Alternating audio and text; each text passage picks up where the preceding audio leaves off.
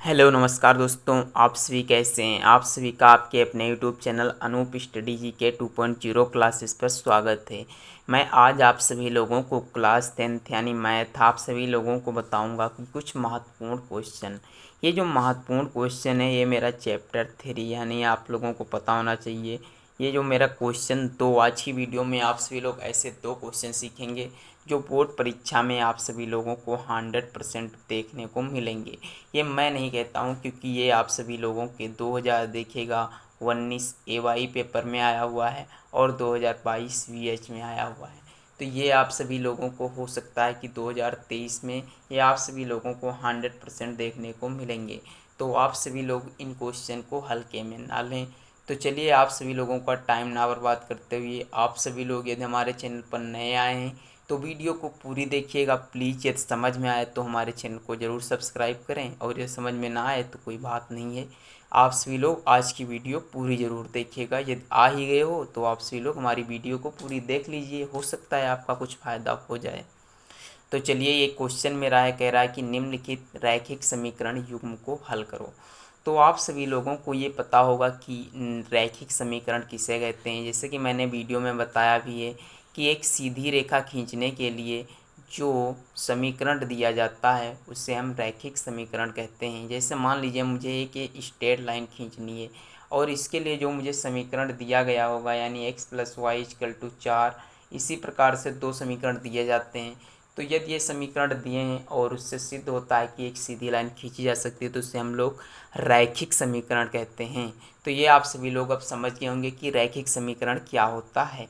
तो आज की वीडियो में अब चलिए ये मेरा क्वेश्चन है कि 15/x-y प्लस 22/x+y ये क्वेश्चन है। तो आप लोग इसे किस प्रकार से हल करेंगे। तो देखिएगा इसमें समीकरण मुझे दिए हुए हैं एक और ये समीकरण नंबर 2 है। तो देखिएगा इससे हम लोग अब हल करते हैं। तो देखिएगा यहाँ पास लिखते हैं हम लोग हल। देखिए कोई भी क्वेश्चन हल करने से पहले आप लोग अच्छे से यहाँ पास हल या सॉल्व कुछ भी लिख सकते हो यदि आप सभी लोगों को अच्छे नंबर लाना है हाई स्कूल में। तो देखिएगा आप लोगों को कुछ नहीं करना है, आप लोगों को यहाँ पास लिखना है माना। क्या लिखेंगे हम लोग, लिखेंगे माना x-y=a। आप लोग चाहें तो यहाँ x-y=p/z जो भी मानना हो मान लीजिएगा, मैं आप लोगों को समझा रहा हूँ। x-y=a और x+y= मैं मान लेता हूँ यहाँ पास, चलिए b। क्या मान लिया, b मान लेता हूँ। यदि ये मैं मान लूँ तो जहाँ जहाँ x-y है वहाँ हम a रखेंगे और जहाँ जहाँ x+y है वहाँ हम लोग b रखेंगे। तो आप लोग इतना समझ के होंगे। तो देखिएगा जहाँ हमारा x-y है तो हम लोग रख रहे हैं 15 यहाँ देखिएगा x-y है तो x-y की जगह पास हम लोग a लिखते हैं और उसके बाद में हम लोग क्या कर रहे हैं, यहाँ पास प्लस का चिन्ह लगा, हम लोग प्लस का लगाते हैं और लिखते हैं 22 में x+y=b माना है मैंने तो यहाँ पास b लिख दिया और बराबर में कितना दिया हुआ है 5। तो इसे हम लोग समीकरण 1 मान लेते हैं। अब देखिएगा क्या करना है, उसके बाद में ये मेरा दूसरा समीकरण है ये भी तो हल करना पड़ेगा 40/a, क्योंकि जहाँ जहाँ मेरा x-y है वहाँ वहाँ हम लोग a रखेंगे और जहाँ जहाँ मेरा x+y है वहाँ वहाँ b रख रहा हूँ। तो ये आप लोग समझ गए होंगे ये किस प्रकार से हो रहा है। अब आप लोगों को क्या करना है देखिएगा, बहुत ही सरल तरीके से समझते चलिए, आप लोगों को आसानी से समझ में आता रहेगा। ये मेरा समीकरण 1 है और ये मेरा समीकरण 2 है। तो देखिएगा मैंने आप लोग पिछले अध्याय में जैसे सीखा है प्रतिस्थापन विधि, विलोपन विधि, तो आज की वीडियो में ये आप सभी लोग इसमें भी समझ सकते हो कि इसमें प्रतिस्थापन विधि और विलोपन विधि कैसे हल किया जा सकता है। देखिए मुझे इसमें से एक पद को बराबर करना होगा, तो चाहे हम लोग ए वाला पद बराबर कर लें या चाहे हम लोग बी वाला।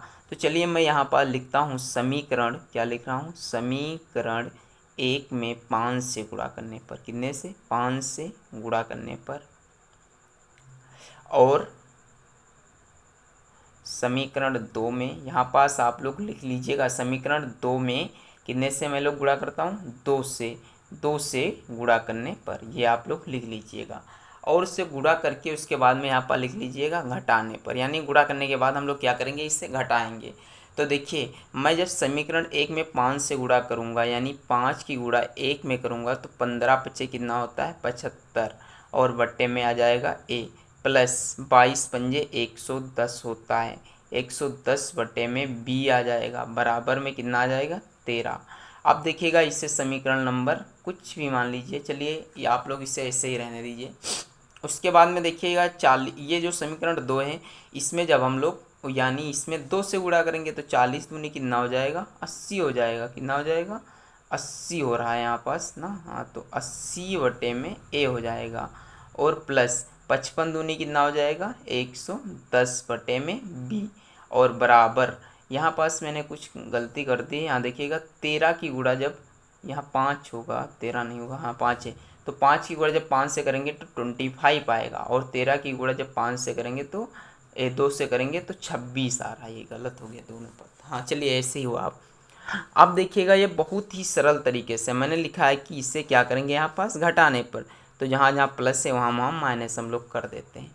उसके बाद में देखिएगा इससे ये संख्या कट जाएगी, क्या हो जाएगी, इससे ये संख्या कट जाएगी। अब देखिएगा 75a में से यदि हम 80a को घटाएंगे तो कितना बचेगा मेरे पास -5/a।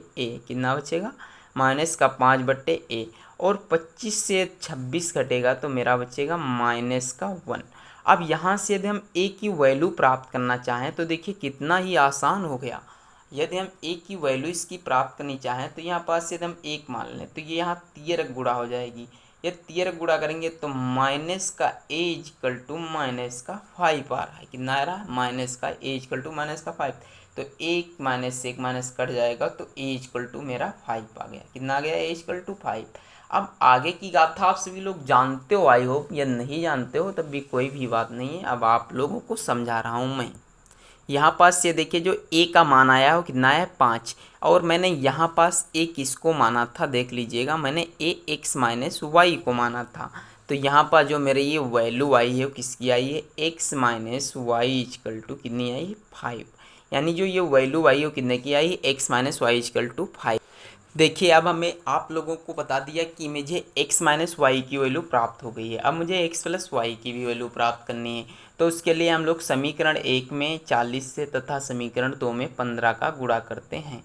तो जब हम लोग समीकरण 1 में 40 का गुणा करेंगे तो जो मेरा समीकरण था 15/x माइनस वाई, तो 15 की गुणा जब हम लोग 40 से करेंगे तो कितना आ जाएगा 600 आ जाएगा। कितना आ जाएगा 600 में a, कितना आ जाएगा 600 में a प्लस 880 में b इक्वल टू 200, यानी 200। अब देखिएगा नीचे वाले में जब गुणा करेंगे तो 600 में a और प्लस 825 में b। आप लोग इसे गुणा कर लीजिएगा, मैंने गुणा कर रखा है तभी मैं लिख रहा हूँ। तो देखिएगा ये आप लोगों का आ जाएगा समीकरण बन के। तो अब आप लोगों को क्या करना होगा, यहाँ पास भी घटाना है तो हम लोग क्या कर रहे हैं इसे घटा देते हैं, तो इससे ये कट जाएगा। अब देखिएगा 880 से 825 जाएगा तो मेरे पास बचेगा कितना बचेगा 5 और 5 55b, सॉरी 55 में b कितना बच रहा है 55 में b इक्वल टू मेरा बचेगा 5। अब यहाँ से देखिए आप लोग वैल्यू तो निकाल सकते हो, 5 कम 5 11 बचे 55, यानी जो b की वैल्यू आएगी वो कितनी आ जाएगी मेरी 11। और ये b की वैल्यू 11 आएगी तो मैंने अभी आप लोगों को बता चुका हूँ कि b मुझे ने किसको माना था, यानी x plus Y equal to कितना आ जाएगा 11 आ जाएगा। तो आई होप आप सभी इतना समझ गए होंगे कि x माइनस वाई और x प्लस वाई ये क्या होता है। अब देखिएगा समीकरण 3 को समीकरण 4 से जोड़ने पर, मैंने समीकरण 3 उसे माना था और इसे समीकरण चलिए 4 मान लेता हूँ। अब आप लोग इसे जोड़ दीजिएगा एक ही में, तो लिखेंगे समीकरण 1 प्लस समीकरण 3, सॉरी यहाँ समीकरण 2 है, 3 समीकरण 4, यानी समीकरण जब 3 में हम सब लोग समीकरण 4 को जोड़ेंगे तब क्या आएगा। तो देखिएगा यहाँ पास क्या करना है 2x, यानी x और माइनस वाई, और ये हो जाएगा प्लस का x plus Y equal to 11 और माइनस का उधर कितना आया हुआ है 5 आया, देखते हैं 5 आया हुआ है तो हम लोग 5 लिखते हैं। अब देखिए इधर x प्लस वाई, तो देखिए ये x प्लस का है, ये x y का है, ये प्लस का है तो कट गया। x कितना होता है 2x बराबर कितना आ जाएगा 6, 2x बराबर कितना आ रहा है मेरा 6 आ रहा है, यानी 11 में से 5 जाएंगे तो कितना बचेगा, 6 ही तो बचेगा। हाँ देख लीजिएगा 6 ही बच रहा है हमारे हिसाब से।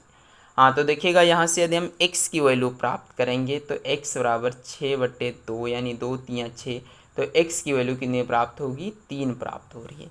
तो आप लोग इतना समझ गए होंगे। अब देखिएगा यदि मुझे x की वैल्यू 3 प्राप्त हो चुकी है तो अब हमें y की भी वैल्यू तो प्राप्त होनी चाहिए। यानी y की वैल्यू हम लोग कैसे प्राप्त करेंगे, तो जहाँ जहाँ x है वहाँ वहाँ हम लोग इसका मान रख देते हैं। तो 3 minus Y plus 3 plus Y equal to 11 minus का 5, यानी 11 माइनस का 5। तो अब आप लोग इतना समझ ही रहे होंगे कि 11 माइनस का 5। हाँ तो यहाँ से देखिएगा ये y प्लस की है, ये y प्लस की है, कितनी है, प्लस प्लस की है। ये क्या हो गया, अच्छा यहाँ कुछ गड़बड़ हुआ है। देखिए यहाँ पास जो x का मान आया है 3, इसे हम यदि समीकरण 4 में रख दें तो यहाँ पर लिख लीजिएगा, क्योंकि ये देखिए दिक्कत हो जाती है। यदि मैं समीकरण कितने का, 4 का मान, समीकरण क्या लिख रहा हूँ, x का मान समीकरण हम लोग कितने में रख रहे हैं, 4 में रखने पर।